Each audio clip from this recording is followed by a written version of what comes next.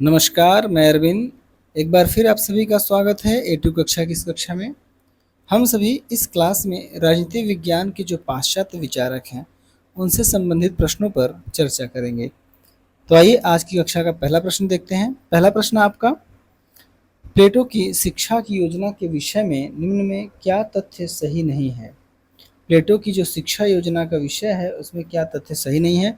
वह संरक्षक वर्ग के लिए थी, वह पूर्ण रूप से निजी हाथों में थी, वह आदर्श राज्य की स्थापना के लिए थी, या वह नागरिकों को सद्गुणी बनाने के लिए थी। तो आप सभी जानते हैं कि जो प्लेटो की शिक्षा योजना है वह संरक्षक वर्ग के लिए थी, वह पूर्ण रूप से निजी हाथों में नहीं थी, वह आदर्श राज्य की स्थापना के लिए थी, वह नागरिकों को सद्गुणी बनाने के लिए थी। तो ऑप्शन बी आपका बिल्कुल सही है। यह प्लेटो की जो शिक्षा योजना है उससे संबंधित नहीं है। अगला प्रश्न है, निम्न में किस विचारक ने राजनीति विज्ञान को सर्वोच्च विज्ञान कहा है? किस विचारक ने राजनीति विज्ञान को सर्वोच्च विज्ञान कहा है? तो आप सभी जानते हैं कि राजनीति विज्ञान को सर्वोच्च विज्ञान कहने वाले जो विचारक हैं उन्हें हम अरस्तू के नाम से जानते हैं। ऑप्शन बी आपका बिल्कुल सही है, अरस्तू। अगला प्रश्न है, प्लेटो के निम्नलिखित मूल पाठों को आरोही क्रम में व्यवस्थित कीजिए। प्लेटो के निम्नलिखित मूल पाठों को आरोही क्रम में व्यवस्थित कीजिए। क्षमा, गणराज्य जिसे रिपब्लिक कहते हैं, विधि, लॉज, स्टेट्समैन। तो आप सभी जानते हैं कि जो सबसे पहले लिखी गई रचनाओं में क्षमा जो है सबसे पहले नंबर पर है, उसके बाद आपका रिपब्लिक है, फिर स्टेट्समैन है, उसके बाद सबसे अंत में लिखी गई जो रचना है वह क्या है? लॉज है। तो आपका ऑप्शन ए बिल्कुल सही है, 1, 2, 4, 3। ऑप्शन ए आपका बिल्कुल सही है। क्षमा अपलॉजी की बात करें तो इसमें सुकरात पर लगे नास्तिकता व युवाओं को पथभ्रष्ट करने के आरोप व उनका बचाव है। किसमें? अपलॉजी में है। सुकरात के मुकदमे का वर्णन भी आपका अपलॉजी में है, और अपलॉजी पर गांधी जी द्वारा सत्यवान नाम से इसका गुजराती में अनुवाद किया गया। किस नाम से? सत्यवान नाम से। गणराज्य की बात करें, इसे रिपब्लिक के नाम से जानते हैं, तो इसमें 10 अध्याय हैं। इसमें 10 अध्याय हैं। इसका जो उपशीर्षक है वह न्याय है। इसका उपशीर्षक न्याय से संबंधित है। इसमें दार्शनिक राजा का वर्णन है। दार्शनिक राजा का वर्णन है। रिपब्लिक का यूनानी अर्थ क्या होता है? पोलिटिया। यूनानी अर्थ पोलिटिया है, जिसका अर्थ है राज व्यवस्था। रिपब्लिक का यूनानी अर्थ पोलिटिया होता है और इसका जो अर्थ है वह क्या है? राज व्यवस्था है। स्टेट्समैन की बात करें तो यह रिपब्लिक के बाद लिखी गई पुस्तक है। इसमें राज्यों का वर्गीकरण है जो अरस्तू ने भी स्वीकार किया। स्टेट्समैन में राज्यों का वर्गीकरण किया गया है जिसे अरस्तू ने भी स्वीकार किया है। लॉज की बात करें तो यह सबसे अंत में लिखी गई रचना है प्लेटो की, और लॉज में श्रेष्ठ परिषद का उल्लेख किया गया है। श्रेष्ठ परिषद का उल्लेख किया गया है। इसमें राजनीतिक व सामाजिक विषयों का भी व्यवहारिक विश्लेषण किया गया है। किसमें? तो लॉज में। अगला प्रश्न है, राज्य का उद्भव जीवन की आवश्यकताओं के लिए हुआ है। जीवन की आवश्यकताओं के लिए हुआ है तथा वह अच्छे जीवन के लिए विद्यमान है। जो राज्य का उद्भव है वह जीवन की आवश्यकताओं के लिए हुआ है तथा वह अच्छे जीवन के विद्यमान के लिए। यह कथन किस दार्शनिक का है? अरस्तू का है, प्लेटो का है, लास्की का है, या फिर हीगल का है? तो आप सभी जानते हैं कि यह जो कथन है यह आपका अरस्तू का है। ऑप्शन ए आपका बिल्कुल सही है, अरस्तू का है। अरस्तू का कहना है कि जो राज्य है वह परिवार व गांव का समूह है। इसका राज्य जो है यह परिवार और गांवों का समूह है, और यह अच्छे जीवन के लिए इसका निर्माण किया गया है। तो ऑप्शन ए आपका बिल्कुल सही है। अगला प्रश्न है, निम्नलिखित में किस चिंतक ने कहा था कि राज्य व्यक्ति का बृहद रूप है? किस चिंतक ने कहा कि राज्य व्यक्ति का बृहद रूप है? प्लेटो ने कहा है, अरस्तू ने कहा है, हॉब्स ने कहा है, या फिर रूसो ने कहा है? तो आप सभी जानते हैं राज्य व्यक्ति का बृहद रूप है। ये कहने वाले जो विचारक हैं उन्हें हम प्लेटो के नाम से जानते हैं। ऑप्शन ए आपका बिल्कुल सही है, प्लेटो ने।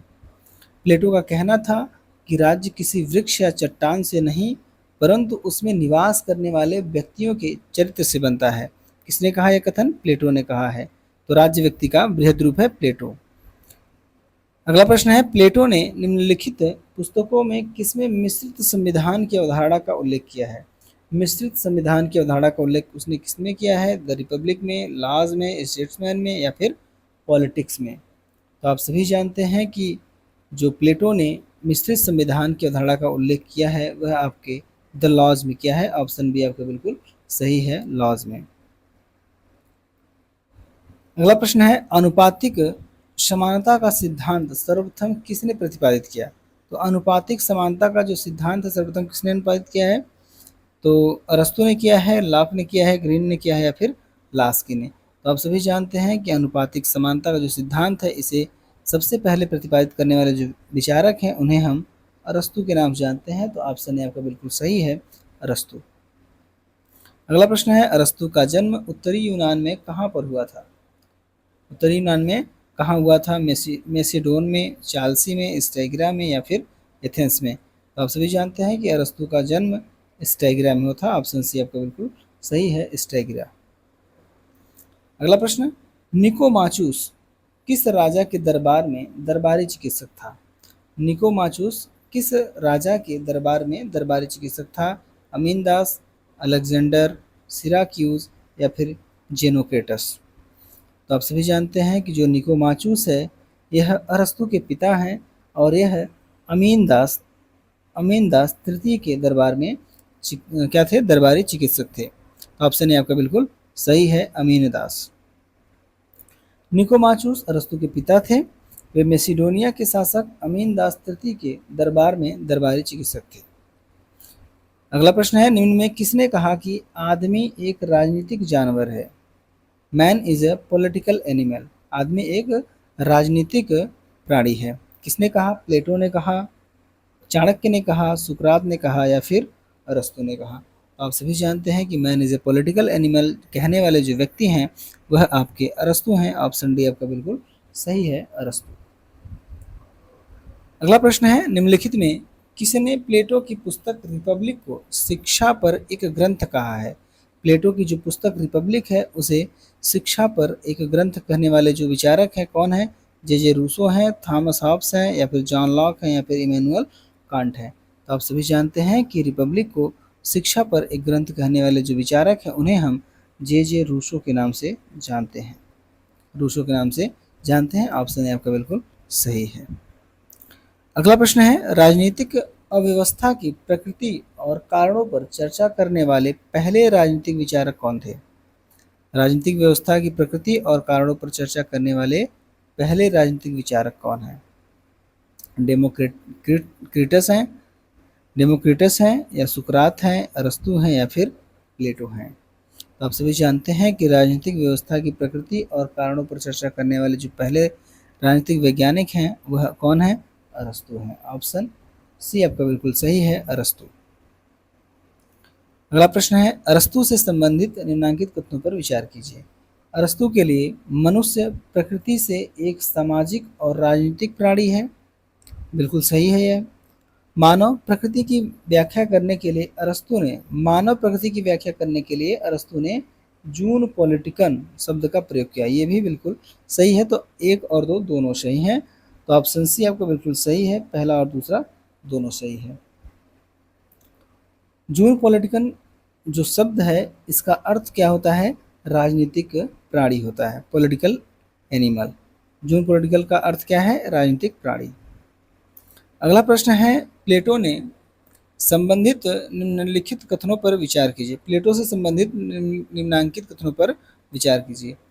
कैलिपोलिस प्लेटो के राजनीतिक दर्शन और स्वयं रिपब्लिक का केंद्र है। कैलिपोलिस प्लेटो की राजनीतिक दर्शन और स्वयं रिपब्लिक का केंद्र है। यह बिल्कुल सही कथन है। अगला है, कैलिपोलिस का अर्थ अच्छा या अधिकतम खुश मानव समुदाय है। कैलिपोलिस का अर्थ अच्छा या अधिकतम खुश मानव समुदाय है। तो यह दोनों कथन जो है बिल्कुल सही हैं। तो आपका ऑप्शन सी बिल्कुल सही है, पहला और दूसरा दोनों सही हैं। अगला प्रश्न है, इनमें से किस विचारक के लेखन में प्रथम बार द्वंद्वात्मक पद्धति का प्रयोग हुआ है? सबसे पहले किसके लेखन में द्वंद्वात्मक पद्धति का प्रयोग हुआ? सुकरात के, प्लेटो के, हीगल के या फिर मार्क्स के? तो सबसे प्रथम बार पूछ रहा है तो प्लेटो के लेखन में द्वंद्वात्मक पद्धति का प्रयोग सबसे पहले हुआ था? तो ऑप्शन बी आपका बिल्कुल सही है यहाँ पर। प्लेटो की रचना रिपब्लिक में संवाद शैली एवं द्वंद्वात्मक पद्धति का प्रयोग देखने को मिलता है हमें। रिपब्लिक में संवाद शैली और द्वंद्वात्मक पद्धति दोनों का प्रयोग मिलता है। सुकरात ने भी द्वंद्वात्मक पद्धति का प्रयोग किया, लेकिन उसने लेखन कार्य नहीं किया है। लेखन कार्य नहीं किया किसने? सुकरात ने।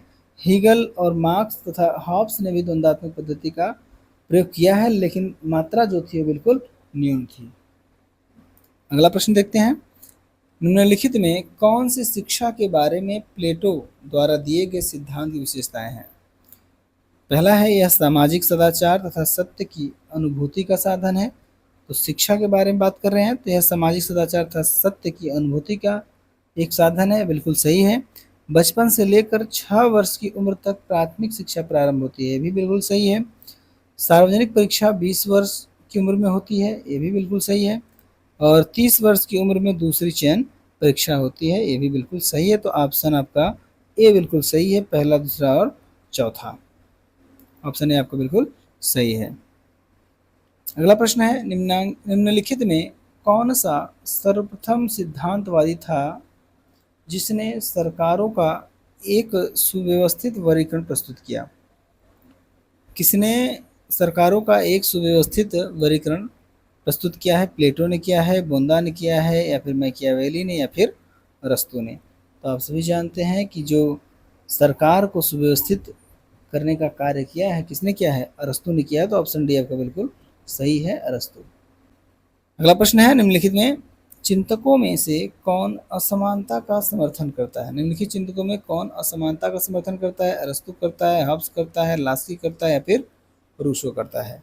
तो असमानता का समर्थन करने वाला जो विचारक है उसे हम अरस्तू के नाम से जानते हैं। ऑप्शन ए आपका बिल्कुल सही है, अरस्तू ने असमानता का समर्थन किया है।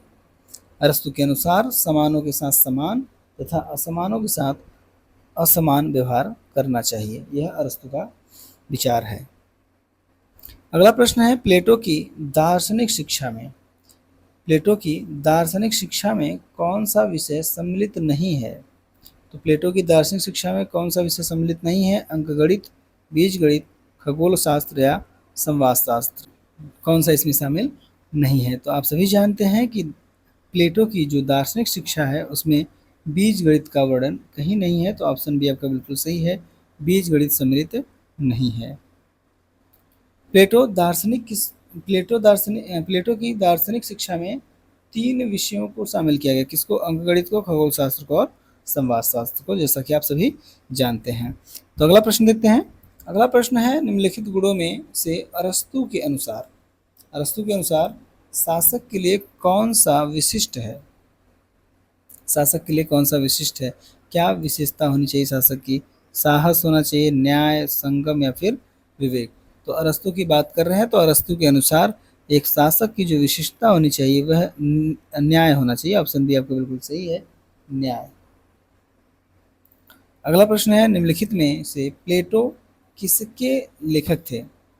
पॉलिटिक्स के, लेवियाथन के, या रिपब्लिक के, या फिर द प्रिंस के, या फिर ground work of the metaphysics of morals के? तो आप सभी जानते हैं कि प्लेटो की जो प्रसिद्ध पुस्तक है उसे हम रिपब्लिक के नाम से जानते हैं। तो ऑप्शन सी आपका बिल्कुल सही है, रिपब्लिक। पॉलिटिक्स आपका अरस्तू का है, लेवियाथन हॉब्स का है, द प्रिंस मैकियावेली का है। रिपब्लिक नामक ग्रंथ प्लेटो का, पॉलिटिक्स अरस्तू की रचना और लेवियाथन हॉब्स की रचना द प्रिंस मैकियावेली की। प्लेटो की प्रमुख कृतियों में उसके संवाद का नाम विशेष उल्लेखनीय है। प्लेटो ने 35 संवादों की रचना की, जिसमें से 28 क्या हैं? प्रमाणिक हैं। 35 संवादों की रचना में से 28 प्रमाणिक हैं। अगला प्रश्न देखते हैं, निम्नलिखित में से किसने कहा कि काल के क्रम में राज्य, परिवार या व्यक्ति के बाद आता है, लेकिन प्रकृति के क्रम में उसने पहले आता है? प्रकृति के क्रम में पहले आता है, किसने कहा? सेफालस ने कहा, थ्रेसिमेकस ने कहा, अरस्तू ने कहा, या फिर लोगोफोन ने? तो आप सभी ऑप्शन देखकर समझ गए होंगे कि किसने कहा है। तो अरस्तू ने कहा है, ऑप्शन सी आपका बिल्कुल सही है, अरस्तू। अगला प्रश्न है, प्लेटो की रिपब्लिक का उपशीर्षक क्या है? सबसे आसान प्रश्न है, प्लेटो की रिपब्लिक का उपशीर्षक क्या है? न्याय से संबंधित है, शिक्षा पद्धति से संबंधित है, या फिर राजनीति से संबंधित है, या फिर सोफिस्ट वर्ग से संबंधित है। जो प्लेटो का रिपब्लिक है उसका उपशीर्षक किससे संबंधित है? तो न्याय से संबंधित है। आपका ऑप्शन है बिल्कुल सही है, न्याय से संबंधित। अगला प्रश्न है, निम्नलिखित में से अरस्तु की प्रसिद्ध पुस्तक कौन सी है? अरस्तु की प्रसिद्ध पुस्तक कौन सी है? द रिपब्लिक है, सोशल कॉन्ट्रैक्ट है, लॉज है, या फिर पॉलिटिक्स है? तो अरस्तु की प्रसिद्ध पुस्तक कौन सी है? आप सभी जानते हैं कि अरस्तु की सबसे प्रसिद्ध पुस्तक जो है वह पॉलिटिक्स है। ऑप्शन डी आपका बिल्कुल सही है, पॉलिटिक्स। अरस्तु को राजनीति विज्ञान के साथ साथ जीव विज्ञान का पिता कहा जाता है। द रिपब्लिक और लाज प्लेटो की है, और द सोशल कॉन्ट्रैक्ट रूसो की है।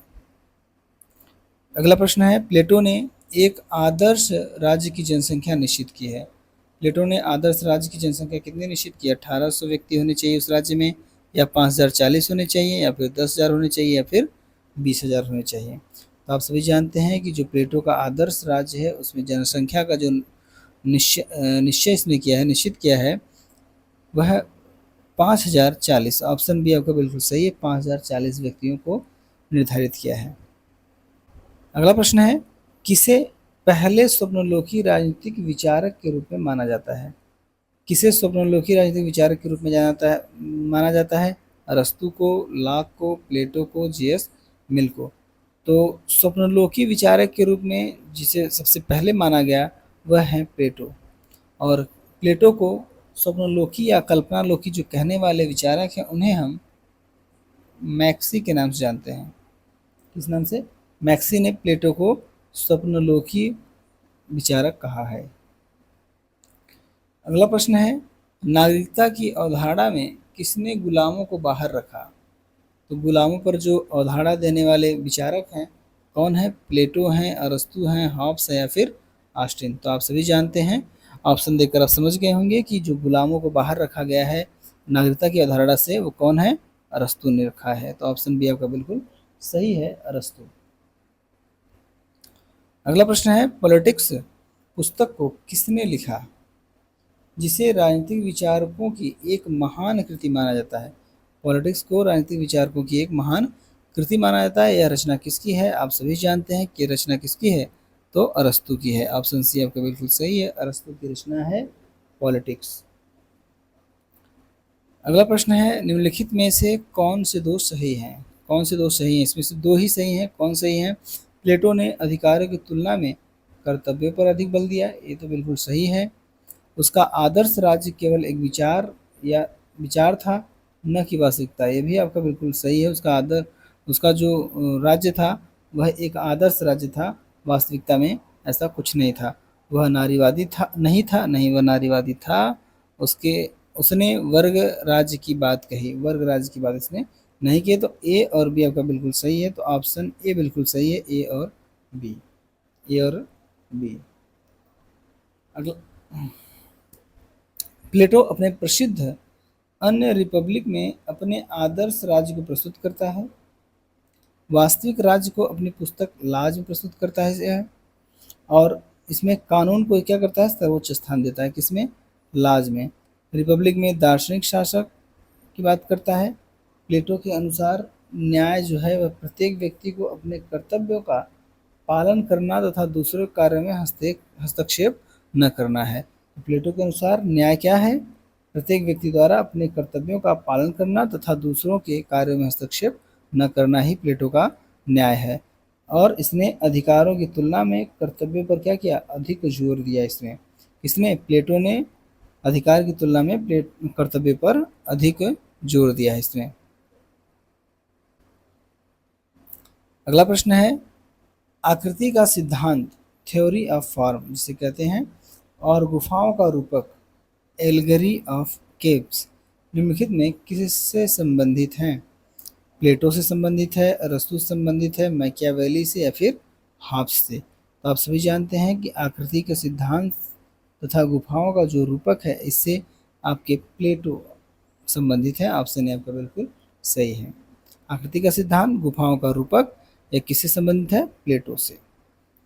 तो आज की कक्षा में बस इतना ही करते हैं। आप सभी क्लास को लाइक करें, शेयर करें, सब्सक्राइब करें, दोस्तों से बताएं। मिलते हैं आपसे अगली कक्षा में, तब तक के लिए स्वस्थ रहें, मस्त रहें।